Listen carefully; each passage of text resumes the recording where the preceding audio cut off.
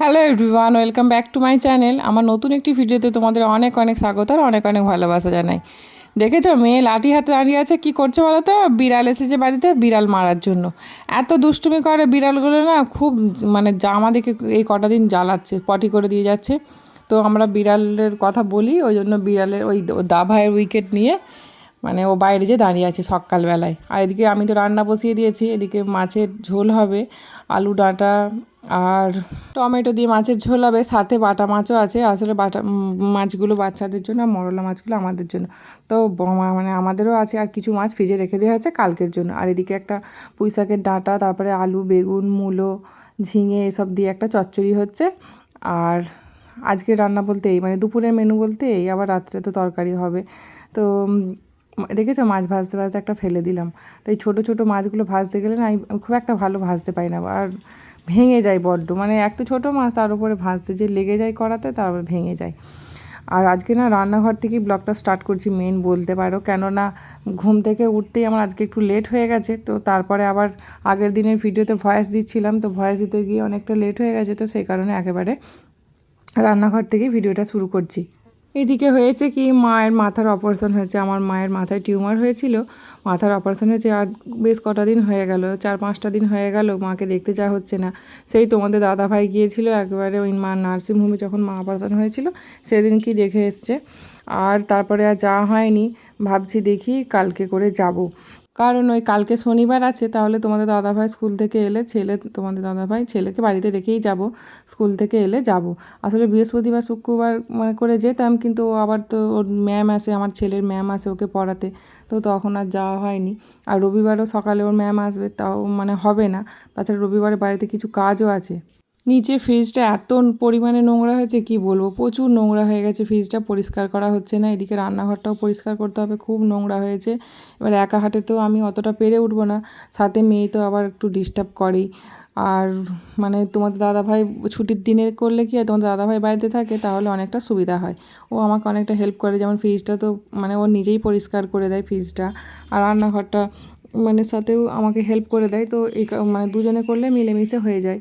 তো সেই জন্য এবারে ছুটির দিনটা রবিবারটা ফাঁকা রাখছি, কারণ বাড়ির কাজগুলো না গুছিয়ে নিলে আর হবেও না। এবারে সামনের সপ্তাহ থেকে ছেলের পরীক্ষাও আসছে, তো মানে তোমাদের দাদাভাই অনেকটা ব্যস্ত হয়ে থাকবে, তো সে কারণে আর হবে দেখা যাক, এরকম ভাবনা চিন্তা আছে।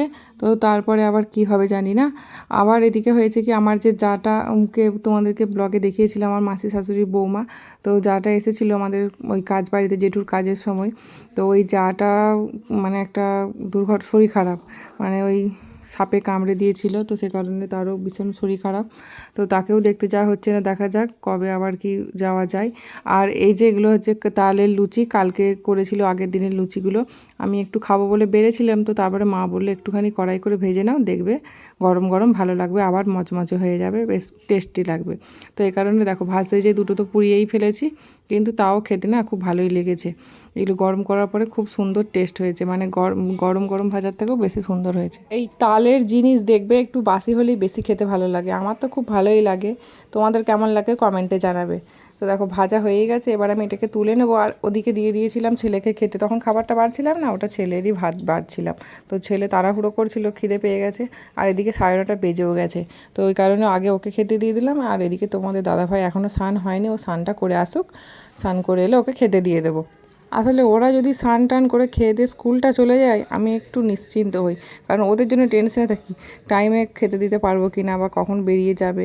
তো ওরা স্কুল চলে গেলে এবার আমি নিশ্চিন্ত, ধীরে সুস্থে কাজগুলো করতে পারি আর কি। তো তারপরে দেখো তোমাদের দাদাভাই তো স্নান করতে গেছে বললাম, তো সেই সুযোগে আমি কেন বসে থাকবো, আমি যেই লুচিগুলো ভাজলাম আবার সেইগুলোকে আবার খাচ্ছি আমি আর আমার মেয়ে। তো আমার মেয়েও একটুখানি ছিঁড়ে ছিঁড়ে খাচ্ছে, ওরা লুচি রুটি বা পরোটা জাতীয় কোনো খাবার ও একটু খেতে ভালোই বাসে, তখন আর বায়না করে না, তখন একটু আধটু খায়। আর এদিকে তোমাদের দাদাভাই স্নান করে এসে গেছে, আর ওই যে ভাত খেতে দিয়ে দিয়েছি। আর দেখেছে এক মুখ ভর্তি দাড়িও কাটছে না, কিছুই না, বলছি তো কবে আবার কাটে, রবিবার দিনকেই হয়তো কাটবে, ছুটি পাবে। তো তোমাদের দাদাভাই ওদিকে খাচ্ছে আর আমি এদিকে চুপ করে বসে আছি।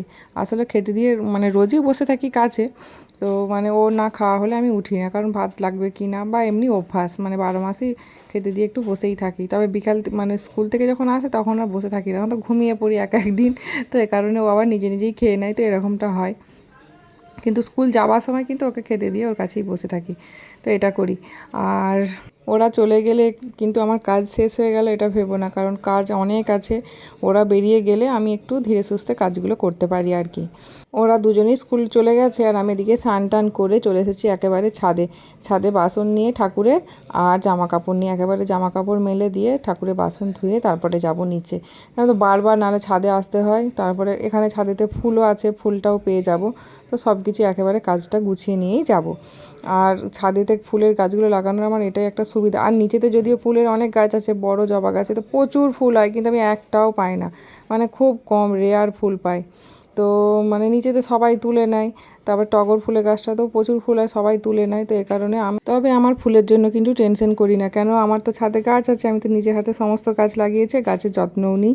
তো এই কারণে গাছেরা কিন্তু আমার সাথে বেইমানি মানে করে না।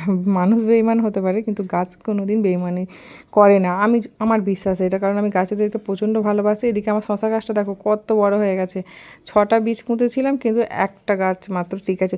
অবশ্য সব গাছই বেরিয়েছিল, কিন্তু গাছগুলো যে তখন প্রচণ্ড মাঝখানটায় কটা দিন বৃষ্টি হলো না, তো মানে বৃষ্টির কারণে গাছগুলো সমস্ত বেশি করে জল পেয়ে নষ্ট হয়ে গেছে। আর একটা গাছ মাত্র টিকে আছে, এটাকে একটু সুন্দর করে রাখার চেষ্টা করছি। তো দেখেছো কত ফুল পেয়েছি আজকে মানে আমি পুজোর জন্য জোগাড় করছি, নিচে থেকে মা ফুল দিয়ে গেল। মা আজকে ফুল তুলে রেখেছিল আমার জন্য, তো এই কারণে বেশি বেশি ফুল দিয়ে মাতাজি মাকে পুজো করতে পারলাম। যাক, মনটাও ভালো হয়ে গেল। বেশি করে ঠাকুরকে ফুল দিয়ে পুজো করলে বেশ ভালোই লাগে। আর এদিকে মানে আমি তো স্নান তো আগেই হয়ে গেছে, মেয়েকে স্নান করিয়ে ঘুম পাড়িয়ে দিয়েছি। এখন যাব নিচে ভাত খাবো। ভাতটা তো খেতে হবে, কারণ মেয়ে ঘুমোচ্ছে, না হলে আমাকে আর খেতে দেবে না, খুব ঝামেলা করে। ভাত নিয়ে মানে ছড়িয়ে দেয়, মানে খুব ডিস্টার্ব করে আর কি খেতে বসলে। তো এখন যাব নিচে যেয়ে ভাত খেয়ে আসবো, মেয়ে ঘুমোক।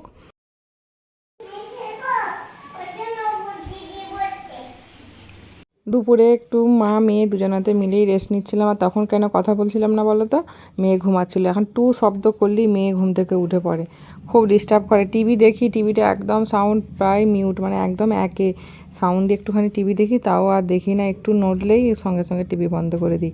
তো বিকালবেলায় এখন তোমাদের দাদাভাই ছেলে দুজনেই চলে এসেছে, আর ছেলে স্কুল থেকে এসে খেয়ে দিয়ে পড়তেও বসে গেছে। ওর ম্যাম এসেছে, তো আমি সেই জন্যই চা করছি ওর ম্যামের জন্য আর আমার জন্য, তোমাদের দাদাভাইয়ের জন্য। মা বাপির অলরেডি চা খাওয়া হয়ে গেছে, আর চা তো ওনারাই নিজে করে খায়।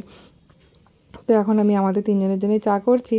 চা করে এখন একটু মেয়েকে নিয়ে মানে বেরোতে হবে বলতে আমি কোথাও বেরোবো না, মেয়ে যে রেডি হয়ে ঘুরছে দেখেছো জামা পরে, তো ওকে বেড়াতে নিয়ে যেতে হবে। ওর দাদু, না হলে ওর পাপা, না হলে ওর ঠাম্মি, তো এই কারণে খুব বায়না করছে। আর আমি চা নিয়ে আসছি, আর ও আমার পিছন পিছন উঠবে বলে মানে উঠে চলে আসছে, দেখবে এক্ষুনি উঠবে।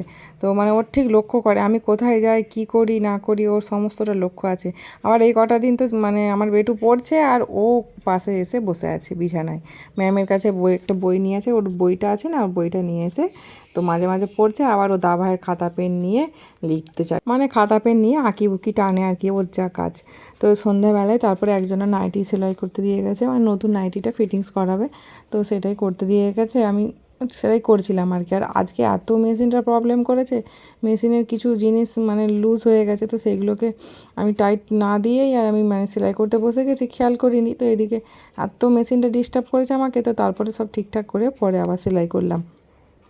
তো এখন থেকে ভাবছি তোমাদের জন্য ছোট্ট ছোট্ট এরকম ব্লগ নিয়ে আসবো। তো এরকম ব্লগগুলো দেখতে তোমাদের কেমন লাগছে কমেন্টে জানাবে। তোমরা কি ছোটো ছোটো ব্লগ দেখতে চাও না একটু বড়, সেটা অবশ্যই কমেন্টে জানাবে। তো চলো তাহলে আজকের ব্লগ এই পর্যন্তই, দেখা হচ্ছে আবার নতুন ভিডিওর সাথে। ততক্ষণ তোমরা সুস্থ থেকো, ভালো থেকো। তো চলো আজকের মতো টাটা। আর হ্যাঁ, আমার চ্যানেলটাকে জানো সাবস্ক্রাইব করতে ভুলে যেও না। তো চলো টাটা, বাই বাই।